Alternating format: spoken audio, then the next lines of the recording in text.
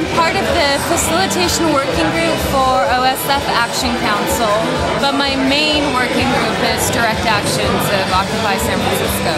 So could you tell me a little bit about the Direct Action group and what you guys do? Absolutely. Well, Direct Actions is basically any sort of civil disobedience protest movement and action. We plan a lot of marches, we plan people in lock boxes in front of Bank of America. We basically try to, I think, in an imaginative way, make sure our message is out there about the Occupy movement and involves a sort of, I think, a varied form of actions. We've focused on, having certain themes for our marches every Saturday at OSF for a very long time. Wait, do you guys have marches every Saturday? We used to have marches every Saturday until probably a month ago when we realized that, perhaps the public was a little bit inundated with marches and we could focus on bigger actions. So now we're doing more actions that mobilize different groups with very specific themes like Occupy Education and Right to Exist, which will be on April 1st. Could you tell me a little bit about some of the actions coming up?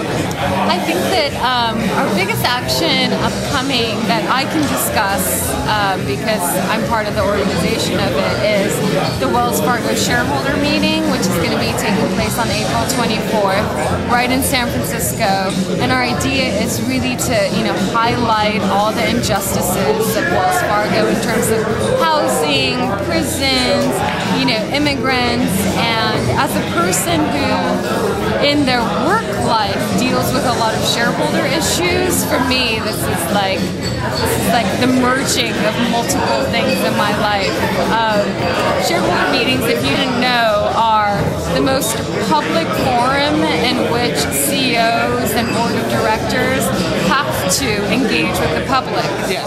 And so, last year there were multiple protests around it. People came into the Wells Fargo meeting and discussed their own situation. And the CEO has to basically be a politician in that moment and, address these concerns as if he really cares, which he doesn't, but at the same time, he cannot ignore the voices of the 99%. So we're really excited to be able to go out there and do this again. And even if, certain people don't get into the meeting, the actual shareholder meeting, we'll definitely be trying to shut it down from the outside by circling the block and having our own different groups out there, showing the world that Wells Fargo is a very, very, very bad company. Awesome. So why did you decide to Occupy? What got you to do it? Well, I don't want to sound like a totally lame person, but my boyfriend was part of the organizers of Occupy Wall Street. So in the months leading up to September 17th, he went to many general assemblies. They had a framework in place about what they wanted to do to try to take over a park, some type of space. And in San Francisco, we had one Facebook event in September 11th to try to get people together to mobilize for the 17th. And he was like, maybe you should go to this. Maybe you should just check it out. So I went and I was like, you know what? This is what we need to do. This is how everyone who may have not previously been, a socialist or in some sort of left organization can plug in and basically do whatever they wanted to do to further their cause and publicize the frustrations they're feeling, with the injustices of the system. And for you, what is the message of Occupy? The message of Occupy, very simply, is we won't take it anymore. That it's like the network message, right? We're angry and we won't take it anymore. And that we will mobilize in multiple different ways, to show the world that they can join us and that there are crimes happening in our society. In particular, I think the occupation as a sort of model is really important because we don't have public spaces anymore. This is something I think with the corporatization of every space that we have in our life, sort of urban planning and architecturally, it's really important to be able to lay down and just take up a space, and give our message out. Okay, so what's the role of the facilitator? Yes, the role of the facilitator is to sort of organize the meeting, but more importantly, I think, for our purposes, to try to build consensus around the decisions that, an assembly will make.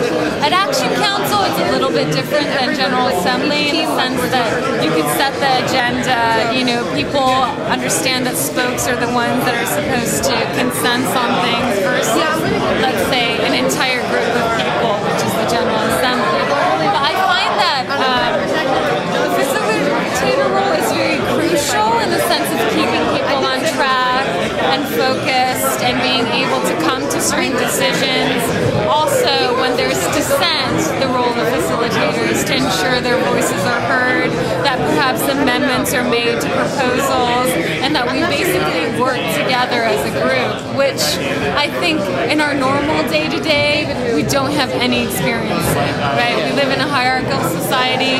Someone makes a decision, we have to abide by it, So really, it's a new model that the facilitator is putting forth, and it can be, I think, very exhilarating and very enervating at times, because you are sometimes the messenger, for things that don't work out well, or the fact that certain people are dissenting to overall, I think, majority of the people who want something to pass. But it's crucial. It's crucial to have a very good facilitator so that you can ensure people work together.